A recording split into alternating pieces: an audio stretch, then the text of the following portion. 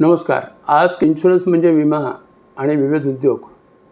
आपण आज गुंतवणूक ज्ञान या सत्रामध्ये आपण तिसरा भाग बघतोय आणि या भागामध्ये आपण असं म्हणतोय की एफ डीपेक्षा म्युच्युअल फंडमध्ये जास्त रिटर्न्स मिळण्याची संभावना असते.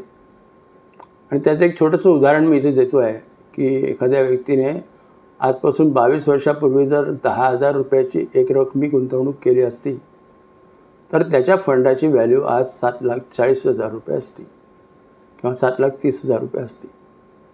तेव्हा या पद्धतीने म्युच्युअल फंडमध्ये रिटर्न्स मिळू शकतात, हा त्याचा एक उत्तम नमुना आहे. आपण सर्व मोठ्या प्रमाणावरती एफ डी करतो आणि सध्या आपण जर बघितलं तर एफ डीचं व्याज दिवसेंदिवस कमी होत चाललेलं आहे. तेव्हा अशा स्टेजवरती जर आपण एखादी एफ डी करणार असू तर आपण त्यासोबत एक म्युच्युअल फंडही तपासून बघायला काही हरकत नाही असं मला वाटतं. धन्यवाद. आपण व्हिडिओ इथपर्यंत बघितलात. आमच्या व्हिडिओला लाईक आणि शेअर जरूर करा. धन्यवाद.